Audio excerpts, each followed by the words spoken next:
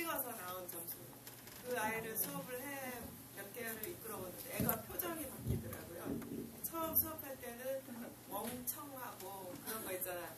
뭐 이런 표정 있잖아요. 네. 근데 수업을 쭉 진행해 오는 동안 애가 눈빛이 달라지게 저를 쳐다보는 그거에서 사람은 공부를 해야 된다고 생각하거든요. 네네. 그러니까 맞습니다. 갑자기 공부를 하지 말라는 건가? 그 미래 사회에서는 5%도 종사하지 못할 공부를 할 아이는 아니거든요. 걔가 네. 공부 쪽으로 갈 아이는 아닌데 하지만 공부를 함으로써 뭔가 애가 모습도 잘생기게 보이고 변화되는 것도 있거든요. 근데 지금 들어서는 아이는 공부 쪽으로 갈 아이는 아니니까 공부를 하지 말아야 되나? 이런 생각이. 그러니까 그 아이가 특별히 즐기는 게 없다면 지금 하고 있는 게 최선인 거예요. 그 아이는 네. 배드민턴 그거를 좋아하긴 하는데 그것도 뛰어내는. 그러니까 이거예요. 그 총체적으로 제가 공부의 기원을 맨 처음에 말씀드렸잖아요. 나무꾼을 아래서 인간들끼리 대화를 즐겁게 하기 위해서 이렇게 모여서 얘기를 하다 보니까 그때부터 학문들이 이렇게 분파되기 시작했다고 얘기했잖아요. 그러니까 공부라는 그 단어의 지금 고정관념 때문에 지금 서로 소통이 안 되는 거거든요. 근데 제 머릿속에서 공부는 인간이 즐길 수 있는 문화의 한 부류예요, 그냥. 그러니까 그 아이는 지금 문화를 즐기고 있는 거예요. 그러니까 문화를 즐기는 공부하고 치열한 공부를 구분했을 때 나는 지금 아이들한테 치열한 공부 얘기를 한 거예요. 그러니까 뭔가 제가 공부로서 어떤 성공을 하겠다, 결과를 내겠다라고 맘먹지 말라고 했잖아요. 그거는 문화로서의 공부예요. 근데 만약에 인공지능 시대가 왔음에도 불구하고 내가 공부로서 뭔가를 성과를 내고 싶다 그러면 그때부터는 치열한 공부로 들어가는 거거든요. 그러니까 공부가 비록 즐겁지 않더라도 그렇게 한번 마음을 먹을 거라면 한번 24시간 공부를 실천해보라는 것이고, 지금 선생님, 과외 선생님, 학교 선생님의 입장에서는 어떻게 해야 되냐면은 이 공부가 인문학적인 문화로서 얘한테 접근이 돼야 되는데, 근데 그 인문학적인 문화로서 얘한테 접근하는 방식은 나무꾼을 아래서 한담을 나누던 그 공부의 기원을 잊지 말자라는 거예요. 이것은 우리가 인간이 문화를 향유하는 호모 루덴스 내에서의 공부여야만 한다는 것이죠. 그래서 그것을 에듀테인먼트라고 부르잖아요. 네, 그러니까 제가 교사들을 대상으로 강의할 때는 굉장히 혹독하게 강의를 합니다. 제가 저기 서산고등학교 강의 내용을 요약하자면 이거예요. 교실에서 자는 애들을 깨우는 것은 조용한 살인이다. 이렇게 강의를 들어갔어요. 이 얘기 정말 처음 들어보셨을 건데, 그게 생물학적으로 살인이 맞아요. 그러니까 아이들이 교실에서 자는 그 생리적인 것을 제가 이제 뇌과학적으로 풀어보니까 이해가 안 가는 것을 눈뜨고 듣는 것이 너무나 고통스러운 거예요. 그래서 특히 이제 그 선생님이 무서운 선생님이었을 경우에는 그냥 이렇게 그냥 뭐 자지마 교실에서 이렇게 자지 이 정도의 선생님이면은 체내에서 코르티솔이 나와요. 그런데 좀 무서운 선생님이 수업을 강행하는데 그 진도를 내가 도저히 못 따라가겠잖아요. 그럼 노르아드레날린, 그냥 공포의 호르몬이 나오는데, 아드레날린은 조금만 나와도 DNA의 변형을 초래하고요. 코르티솔은 조금 장시간 나오면, 몇 시간 이상 나오게 되면 DNA가 변형이 시작되는데 그게 암의 원인이 됩니다. 심근경색하고 혈관 질환하고 심혈관 질환하고 암의 초기 증상, 당뇨의 초기 증상을 만드는 게 교실에서 시작돼요. 교실에서. 그래서 신체는 그것을 코르티솔하고 노르아드레날린이 나왔을 때 그것을 방어하기 위해서 엔돌핀 종류의 호르몬을 내보내고 멜라토닌이나 세로토닌, 수면 호르몬을 내보냅니다. 왜? 너가 지금 자지 않으면 너의 DNA가 망가진단 말이야. 빨리 자야 돼. 졸리게 만들어요, 교실에서. 그래서 애들이 교실에서 자는 것은 뭐냐면 구명조끼나 마찬가지예요. 자기가 죽을 수밖에 없는 데서 피하기 위한 구명조끼예요, 애들이 교실에서 자는 거. 근데 그걸 깨워 선생이 조용한 살인이다 이거예요. 이것을요, 저는 증명할 수 있지만 선생님들은 반박을 못해요. 그건 너무 굉장히, 이거는 의대 가면은 배우는 기초생리예요. 기초생리 학문이야 이게. 자지 않으면 DNA가 망가진다라는 거예요. 그래서 그러면 교사라면 어떻게 해야 되느냐? 둘 중에 하나만 해야 된다는 거예요. 아이들이 자지 않을 정도로 즐겁게 가르치든지 아니면 자기 냅두든지 자기 냅두고 자기한테 따라가는 애만 데리고 가든지 둘 중에 하나를 해야 돼요. 자기 때문에 내가 자존심 상해서 내 얘기를 안 들어주기 때문에 자존심이 상해서 깨우잖아요. 죽이는 거예요. 근데 문제는 5% 10%만 죽이는 거기 때문에 교도소에 가지 않는 거예요. 조금씩 죽이니까 조금씩 반으로 찔러 죽이니까 교도소에 안 가는 거예요. 교사들이. 제가 고등학교에서 이 강의를 하고 박수를 받았어요. 교사들한테. 교사들이 박수를 쳤어요. 그래서 이제 우리가 이제 대안은 그거예요. 이제 도서관이 평생 교육의 중심으로 들어와야 되고 중고등학교가 학점제가 된다면은 얘네들이 VR 게임이라든가 이런 것도 학점에 포함이 돼야 되거든요. 아이들이 좋아하는 게임. 그러니까 어느 교장 선생님이 게임 중독에 빠진 애들을 위해서 학교에다가 가장 사양이 좋은 PC와 인터넷 속도가 시중에 있는 그 인터넷 속도보다 훨씬 빠르게 해가지고 교장 선생님 PC방을 만들었어요. 그랬더니 어떤 현상이 실제 사례입니다. 그 교장 선생님 EBS 나와서 해준 얘기예요. 어떻게 됐냐면은 PC방에 가느라고 학교 안 왔던 애들 학교를 제일 일찍 와. 왜냐면 학교 PC가 제일 잘 돌아가거든요. 그래가지고 12명을 선발을 합니다. 그 학교에서. 뭐냐면 게임 특기생. 게임 특기생, 게임 동아리를 운영하고 짱짱한 그 PC방이 있으니까 게임 동아리를 운영하고 12명을 선발해서 그 프로 선수로 키우겠다고 해가지고 그 중에 한 명이 세계대회에서 1등을 해요. 그래가지고 SK에 입사를 합니다. 게임만으로. 이게 실제 고등학교에 있었던 사례예요. 그러니까 학교가 그 정도로 안 할 그 정도로 하던지 아니면 자기에 냅둬야 돼요. 그 3년 동안, 6년 동안 DNA를 보호는 해줘야 될 거 아닙니까?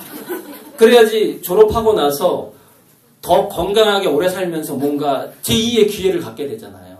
이거죠. 그러니까 이게 근데 모든 학교마다 그 교장 선생님 정말 큰 맘 쓴 거고 모든 학교마다 예를 들어서 VR 게임장을 만들 수가 없잖아요. 예산이 많이 들잖아요. 그래서 저는 이제 아까 사무실에서 관장님이랑 이렇게 얘기 나눈 게 VR 게임장은 그 굉장히 럭셔리하고 속도가 빠른 VR 게임장이 도서관에 설치가 돼야 된다는 것이죠.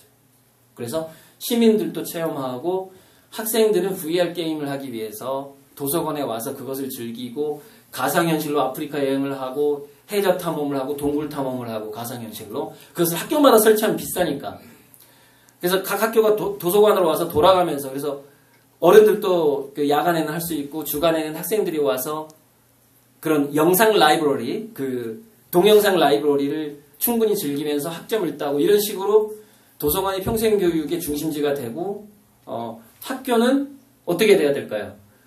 이제 이게 참 중간에 건너뛰어서 좀 죄송한데 학교는 전면 동아리화로 바뀌어야 돼요.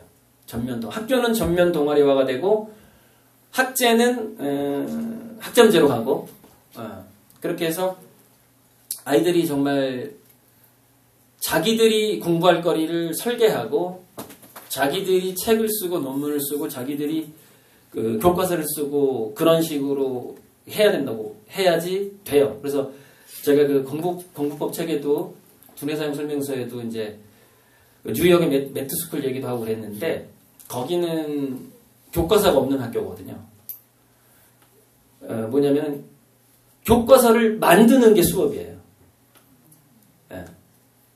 그러니까 주어지는 교과서가 없고 학교 다니면서 교과서를 만드는데 나는 어떤 교과서를 만들까를 계획을 애들이 세우고 그걸 선생님들이 도와주는 방식이에요. 그래서 이제 그 선배들이 만들었던 교과서가 그 학교에는 기록으로 남아있는 것이죠. 근데 그 선배들이 만들었던 교과서를 참고해서 자기가 또 새로운 교과서를 만들어내야 돼요. 새로운 과목도 만들어내고.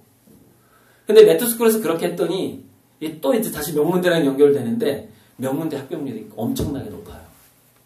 자기주도적으로 공부를 하니까. 그러니까 지금은 기획하는 능력이 중요하거든요. 그래서 지금 명문대가 목표가 아닙니다. 그게 아니고 학교가 전면 동아리화되고 도서관이 평생교육의 중심지가 됐을 때 제가 봤을 때는 4차 산업혁명, 5차 산업혁명의 공교육이 그나마 연착륙하는 방식으로 기여를 할 수가 있다는 거예요. 새로운 시대가 왔을 때 공교육이 이렇게 우리 애들을 망치는 게 아니라 우리도 기여를 할 수 있다. 뭐 그 얘기입니다. 지금 4시 15분 됐고요. 또 질문해 주시면 제가 또 4시 반까지 좀 하겠습니다. 공교육. 네, 여기부터 저기가 먼저 손 들긴 했는데 좀 적어가지고 좀 이따가 해주실래요? 네, 네, 저기 있어요.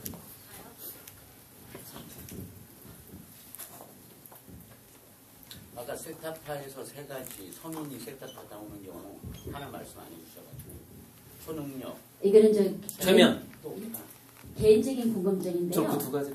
네. 아까 말씀하시는 중에 그러면은 우리가 아무리 노력해도 전쟁이 일어날까요? 선생님 보시면은 그럼 한국의 미래가 어떻게 될지 그게 조금 궁금한데요. 그러니까 이제 아까 제가 평행우주론 얘기했잖아요. 이게 예언가들의 예언이 이렇게 항상 잘 맞는 예언이 90%대예요. 그리고 보통 수준급 예언가들이 한 70%대. 그러니까 예언가들 예언하는 게 다 맞지 않는 이유가 있는데 그게 뭐냐면 인간 전체의 무의식하고 평행우주가 연결되어 있기 때문에 그래요. 그 평행우주론적으로 보자면은 이론적으로는 이렇습니다. 전쟁이 나는 한국과 전쟁이 안 나는 한국이 동시에 존재하거든요. 그리고 전쟁을 체험하는 나와 전쟁을 체험하지 않는 내가 동시에 존재해요. 그런데 전쟁을 체험하지 않는 나를 선택하고 싶죠. 저도. 그런데 이제 그건 원리고, 근데 사실 이 세상이 돌아가는 걸로 보면은요, 어쩌면 그것을 선택했을 가능성이 있어요. 그 시나리오를. 그러니까 너무 두려워하지 말라는 뜻인데요. 전쟁이 난다 하더라도 그렇게 저는 두려워할 필요는 없다고 봐요. 왜냐면 그걸 거쳐가야만 할지도 몰라요. 그냥 우리 민족적인 운명이, 우리 국가의 운명이. 그래서 그냥 아모르 파티라고 있잖아요. 운명을 사랑하라. 그냥 그 정도의 느낌으로 좀 관찰을 하고 있는데 제가 봤을 때 트럼프의 움직임은 전쟁을 결정해놓고 움직이는 것 같아요. 지금 국무장관 바꾼 거 이런 거 보면은 그리고 하는 말을 들어봐도 그렇고요. 아무튼 체험할 수도 있고 안 할 수도 있다. 그 미래는 항상 확률로 존재하니까요. 그 정도 하고 아까 참 질문 좀 다른 분 이분 하셔야 됩니다. 네? 말씀하시고 발언이 네. 트럼프가 원하면 전쟁이 일어날 수 있는 거예요? 영향력이 크죠. 네. 굉장히 그 영향력은 강하죠. 결정력이 강하다고 봐야죠. 공격을 하면 일어나는 거죠. 질문해도 될까요? 네. 저는 그 부모이긴 해서 자녀들한테 본을 보여야 애들도 호모 루피엔스가 된다고 하셨잖아요. 네네네. 오모로 댄스. 그러면 제가 뭔가 이제 100년 시대도 됐고 100세 시대도 됐고 네. 그러면 제가 원하는 거를 하기 위해서 뭐 공부를 하잖아요. 네. 35세 이후라면 네. 그 센터파가 이제 생기도 않고 초인적인 힘이 생겨야만 된다고 하셨었는데 그럼 제가 어떻게 하면 이제 후임적인 힘을 받아서 제가 이제 빠지고 애들도 그거 보면서 이제 빠지게 그러니까 이제 휴식하듯이 공부하셔야 되거든요. 그러니까 이게 휴식인지 공부인지 헷갈릴 정도가 사실 몸에는 유리해요. 그러니까 그게 우리가 잠잘 때 DNA가 복원이 되거든요. 그러면서 텔로미어도 이렇게 텔로머라제 효소에 의해서 복원되기도 하거든요. 근데 그 속도가 느려져요. 35세가 넘으면. 그래서 40대에 무리하면 정말 죽는 거예요. 이렇게 되는 건데, 그러니까 그래서 이게 휴식인지 공부인지 일인지 헷갈려야 돼요. 35세가 넘어가면. 그러니까 저 같은 경우 지금 제가 하는 공부는요. 그러니까 우리 집사람 난독증이 있어서 공부를 좀 책을 잘 못 읽는 사람인데 저를 보고 놀라는 게 제발 나 좀 이제 쉬고 싶다 그러면서 책을 본대요 제가. 저는 책을 보는 게 휴식이거든요. 예, 그러니까 그거 보고 이렇게 놀라더라고요. 이제 일 좀 그만하고 나 이제 쉬어야지 그러면서 이제 책을 보니까 그러니까 그게 이제 꼭 책을 보는 게 그게 일처럼 느껴진다면 그것을 선택하면 안 되는 거죠. 그러니까 뭔가 그것은 예체능으로 가시거나 뭐 이렇게 그렇게 가셔야 되죠. 뭐 노래 연습장 그러니까 그 노래 교실 갈 나이는 아닌데 그죠? 몰입을 하면 그런 게 세탁가의 그런 뇌파가 나오고 그런 거지. 네네네. 몰입 세타파가 원래 몰입파예요. 네, 그러니까 그 몰입의 즐거움을 느낄 때 생기는 뇌파가 쇠타파예요. 그러니까 묘한 그런 흥분감이 오죠. 묘한 그 판타지. 예. 예? 그러니까 사실 엄마부터 그걸 유지해야만이 자녀들이 따라올 가능성이 생기거든요. 예. 그러니까 스트레스를 받지 말아야 돼요, 엄마가. 근데 대부분 엄마들이 이제 그 자식들이 원하는 대로 공부 안 하고 하는 것 때문에 스트레스를 받아 하잖아요. 그게 악순환에 빠지는 거예요. 그러니까 보상되지 않는 악순환이 돼버리거든요. 저기 좀 질문 좀 해주세요. 아니, 뭐 특별한 얘기는 아니고 네. 그 공교육 말씀을 하시길래 네네. 뭐지 마음이 좀 답답한 그런 감이 있어서 네네. 그렇게 해서 얘기를 꺼냈습니다만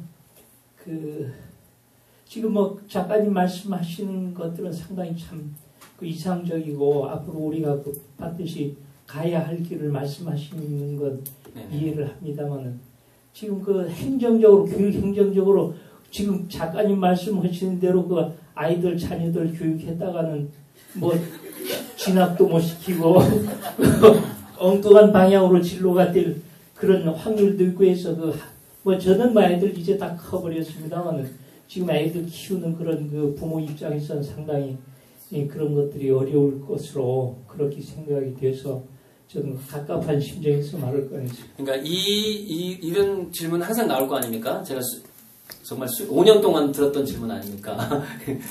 그 오래전부터 제가 이제 공교육을 혁명하자고 주장해 왔기 때문에. 근데 이게 있습니다. 심리적인 박탈감이라는 게 있거든요. 그러니까는 한국에서 명문대 나오고 미국 유학까지 갔다 왔는데 내가 귀국해 보니까 한국에서 살 수 있는 거라고는 영어 교습소밖에 없는 거예요.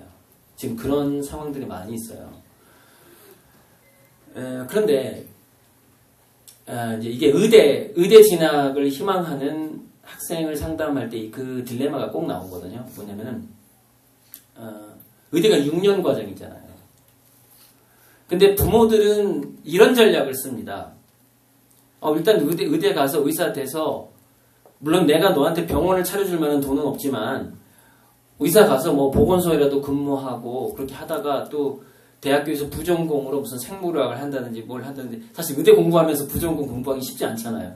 공부할 게 워낙 많으니까 그 의사고시를 통과하기 위해서 이제 그렇게 얘기를 하거든요.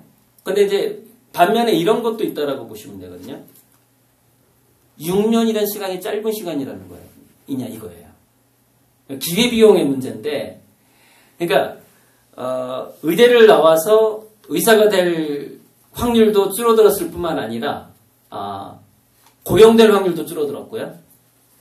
병원을 차린다고 해서 미래 병원은 IBM의 왓슨을 도입하지 않는 병원은 이제 문을 닫아야 하는 이제 그런 어떤 집중화 현상이 나타날 텐데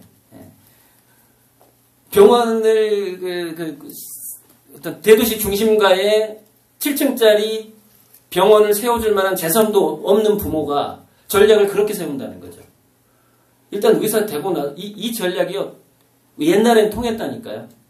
지금 세계은행 그 총재 김용 씨가 그 의대 출신이거든요. 근데 지금 은행 총재하고 있잖아요. 김용 총재 아버지가 그랬대요. 자기는 의사 되기 싫다고 그러니까 이렇게 얘기했다는 겁니다. 너가 의사 되기는 싫지만 의사 자격증을 가지고서 사회에서 행세하고 할 수 있는 일은 너무나 많다 이렇게 얘기해줬다는 겁니다. 김용 총재한테. 그랬더니 납득이 가는 거야. 딱 보니까 존경을 받아 의사가 이렇게. 김용 총재가 저보다 한 18살 거의 20살 많을 거예요. 가능했죠.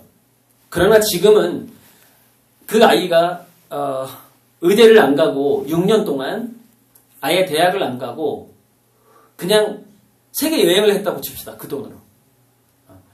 뭔가 자기 어떤 거 좋아하는 취미를 살려가면서 세계 여행을 6년 동안 했어요.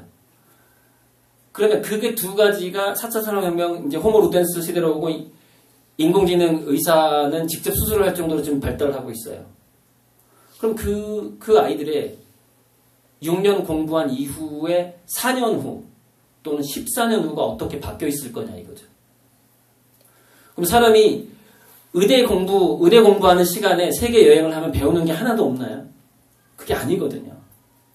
미국에서 자기 아들한테 기업을 물려주려고 경영대학원을 보내고 막 명문대로 보면 엄청나게 공부시켰던 장남이 있었고 차남은 너는 내가 회사 물려줄 애가 아니니까 네 멋대로 살아라 했더니 차남은 그룹 사운드 하면서 미국 전역을 돌아다니면서 이렇게 밤무대에서 이렇게 기타 치면서 돌아다녔는데 장남한테 회사를 맡기니까 회사가 망해. 그래서 도저히 안 되겠어서 차남한테 한번 사장을 맡겨봤더니 회사가 잘 되더라는 거예요. 밤무대에서 그룹 사운드를 하면서 손님들하고 술 마시면서 배우는 건 없냐는 거예요.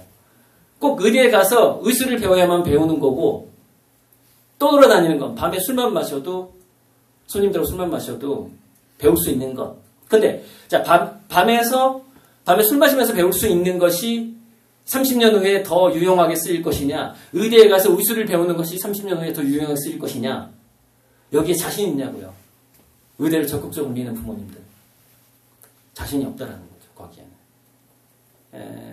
아무튼 그런 대답을 해줍니다. 제가 이런 어떤 이야기가 나올 때.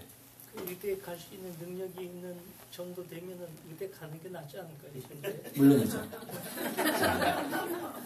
그러니까 제가 이제 공부 잘하는 애들한테 진로지도 하는 강의 내용하고 공부 못하는 학교에서 진로지도 하는 강의 내용이 달라지거든요. 그러니까 원래 그 스승들이 멘토들이 그렇잖아요. 그 상황에 맞게 이렇게 강의를 하게 되는데 그래서 공부 잘하는 애들한테는 부전공을 4가지를 하라고 제가 충고를 해줘요. 그러니까 너는 그 두뇌가 있고 공부 속도가 나오니까 네가 의대를 가든 법대를 가든 어디를 가든 간에 부전공을 4가지를 해라. 그래서 남들이 4년 동안 할 공부를 1년 내에 맞춰야 된다. 그러니까 1년에 전공 하나씩을 끝내야 된다. 대학에 가거든. 불행하게도 니네들은 우리보다 공부를 5배 해야 되는 시대가 돼버렸다. 그래야지 앞으로 20년을 뭔가를 해볼 수가 있다. 20년 후는 난 보장 못한다. 이제 그렇게 하죠. 이제 인공지능 5차 산업혁명 가면은 어차피 지적인 능력을 할 수 있는 일은 없으니까. 하지만 우리가 그동안은 보람되게 살아야 되잖아요. 근데 그 아이가 지금 학교에서 성적이 좋고 공부를 잘해. 그리고 얘는 거기에서 현재 보람을 느끼고 있었는데 그거 하지 마 이렇게 할 수 없잖아요. 더 하라고 그러죠. 그럴 때는. 하지만 공부를 5배로 해. 이렇게 얘기하거든요. 상상고에 가서도 그런 거예요. 공부 잘하는 애들한테 그렇게 얘기하죠. 질문 또 저기 있을 것 같은데요. 아까 손 드신 분이 있었는데 없나? 추가로 또 해보세요. 세 파트 나오는 경우가 3가지 말씀하시다가 초능력과 제가 PPT 보여드릴게요. 아예. 이게 지금 두뇌 공부. 오케이. 후반부에 나올 것 같은데. 제가 예전에 뇌과학 강의를 참 많이 했거든요. 이거 보세요. 이거 다 두뇌는 막 어떻게 돌아가고 이런 강의 한참 했어요. DNA가 뭐 어떻게 바뀌고 치매가 어떻게 걸리고 뭐 이런 거. 그다음에 뭐 쌍둥이 연구를 통해서 쌍둥이가 최근에 그 우주 정거장에서 일란성 쌍둥이 1명을 보냈거든요. 그래가지고 한 2, 3년 있다가 내려왔는데 DNA가 7%가 달라집니다. 그러니까 인간은 환경하고 중력이 있느냐 없느냐 이런 거 어떤 걸 먹느냐에 따라 DNA가 지속적으로 바뀌는데 우리가 어떻게 마음을 먹느냐에 의해서도 바뀌고 두뇌도 바뀌게 돼요. 그러니까 공부에 있어서는 DNA를 바꾸는 공부를 해야 되는 것이죠. 이거네요. 세타파 상태가 이제 최면에 걸렸을 때하고 초능력을 발휘할 때하고 어떤 영감이 떠올랐을 때 새로운 아이디어가 도저히 내가 어떻게 이런 아이디어를 떠올렸지? 할 때 그때 그러니까 이게 제가 이제 그 24시간 공부법 기절하는 공부를 하라고 하는 이유가 뭐냐면은 두뇌가 세타파가 되면은 두뇌가 사람인지 귀신인지 모르게 바뀌어요. 그래서 어려웠던 문제들이 쉽게 풀리는 경우가 생깁니다. 그러니까 정말 치열하게 공부하고 싶은 학생이라면 한번 그렇게 공부를 한번 해보세요. 24시간 공부법을 한번 해보고. 근데 그거는 이제 15세 이후에 하면 좋아요. 15세 이전에는 운동이라든지 기초 체력을 닦아야죠. 그렇게 공부할 수 있는. 그러니까 초등학생 뭐 중학교 1, 2학년한테 하라는 얘기 아니라 중2부터 고3 사이 또는 뭐 대학교 때 그렇게 하는 것도 괜찮고요. 그 나이 때 어울리는 공부법이에요. 왜냐면 그때가 전두엽이 어느 정도 다 세팅이 끝나거든요. 15세 이후에. 그러니까 그 전에 그렇게 하라는 얘기가 아니에요. 그럼 여기 이제 두뇌가 이렇게 그 논리적 기억력이 폭발하는 게 15세 때부터예요. 이렇게. 그러니까 그 이후에 그렇게 했을 때 이제 맥락적인 지식이 쌓이기 시작하죠. 근데 그 이전에는 뭐 그렇게 하는 애가 없겠죠. 그 이전에는 놀이에 빠져야 돼요. 장난감 가지고 막 노는 거, 게임하는 거에 막 빠지면서 두뇌가 효율적으로 돌아가는 것을 일단 기초 체력을 만들어야 되겠죠. 그리고 24시간 공부법을 시작하는 나이는 중2, 중3 이후다. 15세 이후다. 이렇게 그 두뇌의 상태가 계속 달라지기 때문에 그래요. 그래서 근데 이게 있어요. 14, 15, 16세 때 여기 제가 최대 가지치기라고 있죠. 여기요. 지금 중학생이 돼버린 학생들 그걸 아셔야 되는데 인간도 동물이고 14세, 13세, 14세가 되면은 인간의 두뇌가 그러니까 사춘기라고 하잖아요. 번식 경쟁을 준비하게 돼요. 번식 경쟁. 그러니까 우리 인간은 몸과 두뇌의 일부는 동물이라는 사실이에요. 그래서 번식 경쟁으로 들어가게 됐을 때는 두뇌를 전략적으로 어떤 한 가지를 잘하는 고수가 되고 싶다라는 그런 열망이 생기기도 하고요. 그리고 짜증 호르몬이 나오기 시작해요. 화내는 호르몬, 노르아드레날린. 왜냐면 그때가 되면은 자연계에서는 늘 이렇게 싸우는 일이 많아져요. 서로 서열 경쟁을 해야 되니까. 그래서 중학교 교실에서 그 왕따 현상이라든가 뭐 일진이냐 뭐 이진이냐 이런 현상들이 나타나는 게 뭐냐면 신체가 동물적으로 그 서열 경쟁을 하는 나이에 들어가기 때문에 그렇습니다. 그런데 이 나이에 들어갔을 때는 스트레스를 받는 만큼 뇌세포가 빨리 망가져요. 물론 이제 우리의 시냅스가 수조개가 있고 뭐 천조개라고 말하기도 하고 그러는데 그 시냅스의 망가지는 속도가 가장 빠른 때가 14세에서 20세 사이라고 보시면 돼요.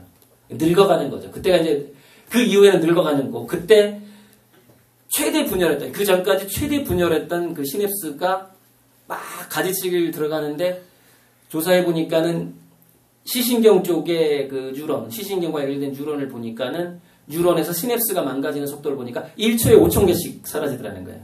똑딱 5,000개씩 시냅스가.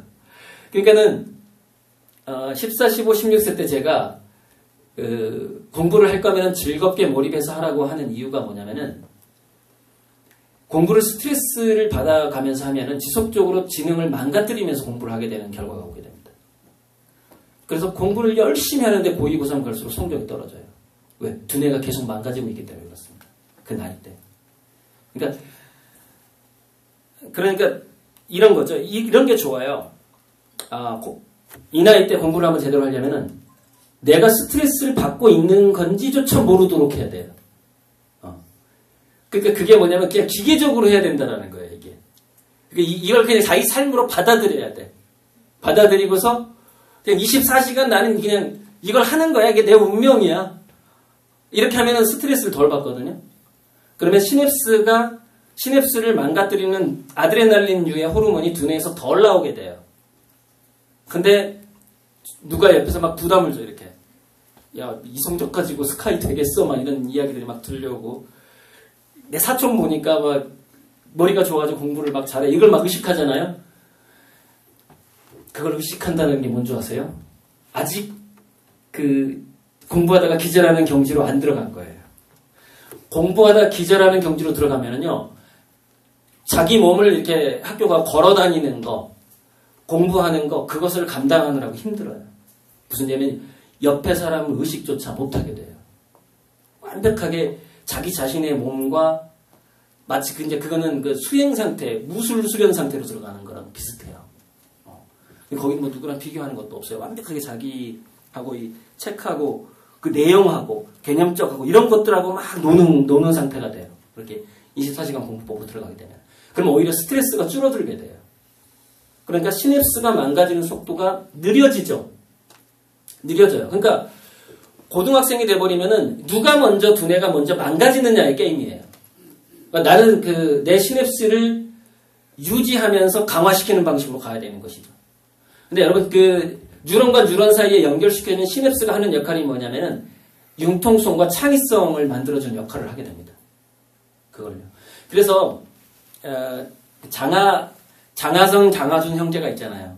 가끔 TV에 나와서 과학 강의하는 분이 한 얘기가 있어요. 근데 이 사람은 이걸 모르는 거예요. 그러니까 모르고 그냥 하는 얘기죠. 그분이 뇌과학을 공부하지 않은 충분히 지식이 없는 과학자 같아요. 그래서 이렇게 얘기를 합니다. 자기가 보니까 중고등학교 때 공부하느라고 너무 머리를 쓴 애들은 보면 대학교 때 창의력이 떨어지더라 이 얘기를 합니다. 대학교 이후에. 그러니까 그게 뭐냐면은 너무 열심히 하는 게 티나는 건 사실은 잘하는 게 아닌 거예요. 그럼 고등학교 때 왜 막 열심히 하고 막 이렇게 공부하는데 왜 창의력이 떨어지죠? 잔머리가 사라져버려요. 두뇌에서. 시냅스가 급속도로 빨리 파괴가 되는 겁니다. 그러니까 얘는 그 흔히 말하는 주변머리와 융통성이 사라지게 되는데 한국 애들이 그런 애들이 많죠. 왜냐하면 공부 스트레스, 성적 스트레스가 강하니까 두뇌에. 그래서 어떤 현상이 나타나죠? 대학교 들어가면은 어떻게 해야 되죠? 새로운 주제에 논문을 써야 되고 나는 무엇을 공부할지를 자기가 설정해야 되거든요. 그러니까 자기가 교과서와 교재를 만드는 방식으로 확 바뀐단 말이에요. 고등학교에서 대학교에 딱 들어가자마자. 적응이 안 돼버리는 거예요. 그때부터. 왜? 자기는 시험 문제를 잘 맞는, 시험 문제를 잘 푸는 쪽에 시냅스만 강화된 상태예요. 그게. 그것과 관련된 문제, 그러니까 페이퍼, 시험지에 아주 강화된 두뇌가 되는 거죠. 그러나 인간은 실제로 대학교를 가게 되면은 그 시험 문제 안에서 창의성이 나오는 게 아니라 이거 밖에서 창의성이 나오게 되어 있거든요. 근데 이 성적을 올리는 거에서 지나치게 스트레스를 많이 받았다. 그러면 나머지 주변 머리가 사라진 상태로 대학생이 됩니다. 그래서 우리나라 학생들이 미국의 아이빌리그에서 중도 탈락률이 제일 높다고 하잖아요. 대학교에 가서 적응을 못하는 거예요. 왜냐하면 스트레스 받으면서 공부를 해버리면은 주변 창의성이 사라진 상태로 대학생이 되기 때문에 그래요. 그래서 그것을 그 장하준 박사가 그 얘기한 발언이 바로 그 발언이에요. 어쨌건 스트레스 받지 말고 열심히 합시다. 혹시 예. 그게 혹시 객관식 유형에서 네. 기술용을 많이 해야 되는 이유가 아닐까 싶어요. 혹시 아까 유형인 거 그렇죠. 그러니까는 요때 그 13세에서 20세 사이의 두뇌 자체가 원래 예전에는 이렇게 사냥하는 쪽으로만 이렇게 발달하게 돼 있어요, 인간이. 근데 지금은 이제 그게 막 문제도 풀어야 되고 굉장히 복잡한 사회가 됐잖아요. 그래서 그때 자기가 잘하는 것 쪽으로만 두뇌가 강화되는 측면이 있어요. 그래서 이 중고등학교가 창의적으로 돌아가지 않잖아요. 그러면은 중고등학교 두뇌가 13세부터 19세잖아요. 그러니까 딱 그 두뇌 시냅스가 최대로 죽어가는 시기란 말이죠. 그러니까 그때 어떤 창의적인 방식 또는 넓게 보고 깊게 생각해보는 방식으로 이 두뇌가 트레이닝이 되지 않는다면 문제풀이만 잘하는 두뇌 유형으로 딱 바뀐 다음에 성인이 딱 돼버리는 거예요. 그러니까 그 말씀이 맞는 거예요. 그래서 다소소령으로 바꾸자, 단답형 없애자라고 하는 게 그러면 생각을 안 할 수가 없거든요. 거기서는 자꾸 주변 머리를 돌려야 되고 응용을 해야 되고 이런 식으로 바뀌거든요. 근데 정말로 얘가 생각을 안 할 수밖에 없는 환경이라는 것은 뭐냐면은 더 좋은 환경이라는 것은 아예 교과서가 없어야 된다는 얘기예요. 그러니까 아예 그 동아리 방식으로 좋아하는 것을 스트레스 받지 않으면서 막 깊이 들어가는 방식이 됐을 때 13세에서 20세 사이의 두뇌는 전혀 다른 상태가 돼서 성인이 된다는 것이죠. 그러면 선생님 수능을 어떻게 보십니까? 수능 시험 제도 그것도 영안이라고 없애야겠네요. 그 이제 구독이 무서워서 장 못 담그냐 이런 얘기 있잖아요. 그게 뭐냐면 입학사정관제가 통계가 어떻게 나오냐면 입학사정관제가 나와서 부유층 자녀들의 합격률이 올라갑니다. 분명히 혜택을 입어요. 그런데 기회가 없던 아이들이 대학에 가는 확률도 같이 올라갑니다. 그러니까는 저는 일면 그 정유라 씨가 했던 말도 학생의 입장에서는 받아들일 필요가 있다고 봐요. 부모의 경제력도 네 능력이야 뭐 이렇게 때 뭐 SNS에 올렸다는 그 말. 그러니까 그것까지도 학생의 입장에서는 그런 것까지도 인정을 하고 자기가 그런 것까지도 초월할 수 있다라는 믿음으로 가는 거죠. 그렇게 공부를 초월적으로 하는 거죠. 초월적인 노력을 해버려야 된다라는 것이죠. 우리 부모가 100억도 없고 300억도 없지만 상관없어. 그래서 꿈을 키우는 거죠. 그래서 제가 그 얘기를 꼭 하고 싶었는데 그 김만덕의 그 전설이 아니 역사가 있잖아요. 제주도는 뭐 예를 들자면 만덕정신이라고나 할까요? 이제 정말 이제 끝내야 될 때가 돼서 제가 공항 이제 모셔다 주셨으면 감사하겠는데 택시가 카카오 택시가 안 올 것 같아갖고 그게 뭐냐면 코이 물고기라고 있어요. 코이 물고기. 그래서 이게 얘가 어항에서 키우면은 5cm, 10cm만 자라는데 아마존 강에 가면 2m까지 자란다는 그 전설의 물고기가 있는데 인간의 두뇌의 발달도 자기가 비전을 어느 정도 세우느냐가 분명히 영향을 미쳐요. 그러니까 지금 젊은 학생들한테 하고 싶은 얘기인데 그 만덕정신을 좀 가질 필요가 있는데 분명히 우리나라가 위기가 올 거고 나의 이웃들이 힘들어지는 시기가 올 거야. 앞으로 20년간. 그런데 자기가 그때 이제 김만덕이 전 재산을 쌀로 바꿔서 그 사람들 구휼을 했을 때 구제를 했을 때 얼마 정도 몇 명 정도한테 혜택을 줬는지 모르겠는데 최소한 이제 이건희 씨가 얘기했던 것에 공을 한두 개 더 붙여서 지금 젊은 학생이라면은 내가 100만 명에서 1000만 명 정도를 한테 기본급을 줄 수 있는 그 정도의 어떤 창의적인 인간이 되겠다라고 생각하고 공부를 했으면 좋겠어요. 그 정도의 어떤 그건 제 꿈이기도 해요. 제 꿈이기도 해요. 그러니까 저는 뭐 참 이런 거 말하면 그런데 제가 한국에 제공하고 싶은 목표 금액이 있거든요. 그러니까 그 국민 기본급으로 가든 어떻게 가든 그러니까 저 끊임없이 공부를 하면서 저는 이제 60 넘어서 창업을 할 건데 그게 약 1000조 정도 됩니다. 1000조. 근데 1000조 정도 되는데 그게 우리나라 3년 예산밖에 안 돼요. 그러니까 어쩌면은 제가 대학교 때 꼭 이런 얘기를 하던 선배가 있었어요. 그러니까 그 주변 선배도 참 중요한데 제가 이런 꿈을 갖게 된 것의 배경이죠. 그 선배는 맨날 이러는 거예요. 지금 변리사 하고 있는데 그때는 20대 때죠. 나는 말이야 대한민국을 30년 먹여 살릴 플랜을 가지고 있어. 맨날 이래요. 물론 20대고 뭐 30대 초반이니까 그런 얘기 할 수 있어요. 근데 문제는 저는 대학교 때 그 얘기를 자주 들었다는 거예요. 우리나라를 30년간 먹여 살릴 플랜을 가지고 있어? 와, 뭐지? 되게 존경스럽잖아요. 물론 지금은 그렇게 잘 살고 있진 않아요, 그 형이. 근데 문제는 뭐냐면 저한테 그 얘기를 자주 들려줬다는 것이죠, 그 형이. 그래서 저는 큰 기여를 했다고 봐요. 그러니까 그런 정신을 갖게 되면 창의력이 생깁니다. 정말 그렇게 할 수 있는 두뇌가 만들어지기 시작하는 거예요. 그러니까 제발 이런 생각 안 했으면 좋겠어요. 두려워하지 마시고 미래 직장이 사라진다는데 인공지능 로봇이다 이러면 안 돼요. 그거를 두려워하면 두려워할수록 자기 입지는 더 좁아지고 두뇌는 더 멍청해집니다. 미래에는 사람들이 국민 기본급으로 살아간다는데 그러면 난 우리나라에서 10만 명한테 기본급을 줄까? 100만 명한테 기본급을 줄까? 이렇게 생각해야 된단 말이에요. 지금 20대라면 그렇게 생각을 해야 돼요. 그 정도 생각을 해줘야 두뇌가 좋아집니다. 몰랐던 것도 알게 되고 아이디어도 떠오르고 그렇게 되는 겁니다. 내가 무슨 질문에 대답을 했나 모르겠는데. 예. 치매에 대해서도 연구를 하시는 거죠? 네네네. 치매를 정복할 수 있을지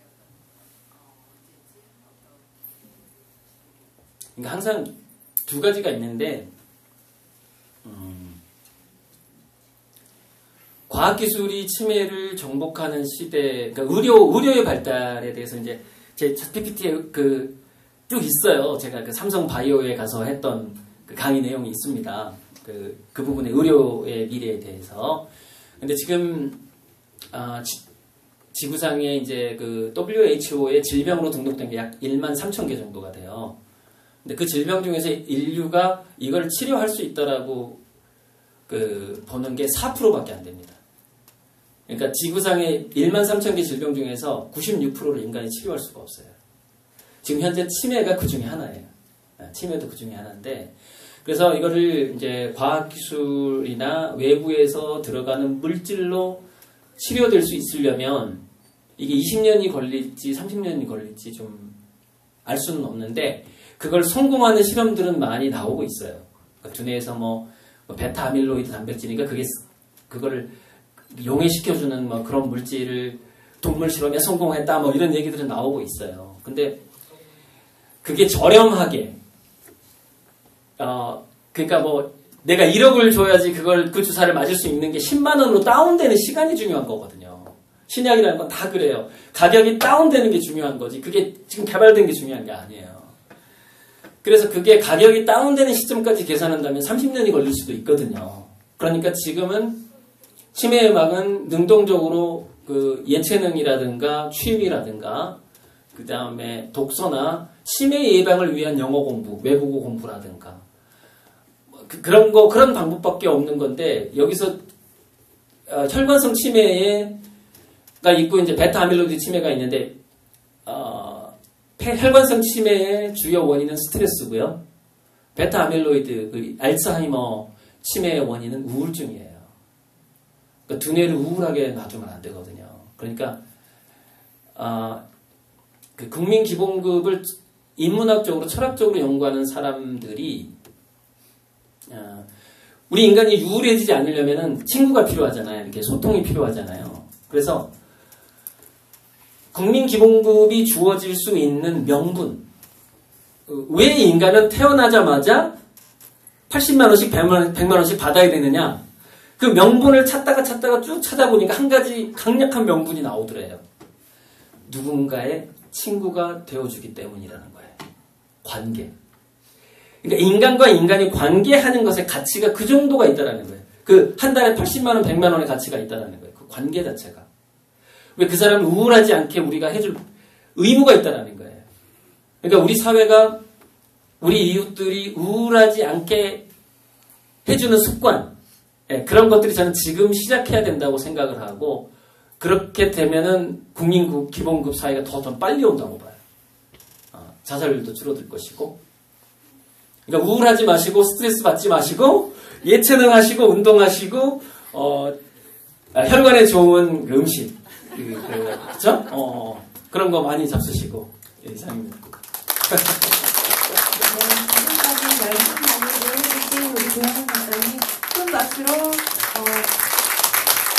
마치겠습니다. 안녕히 조심히 들어가십시오.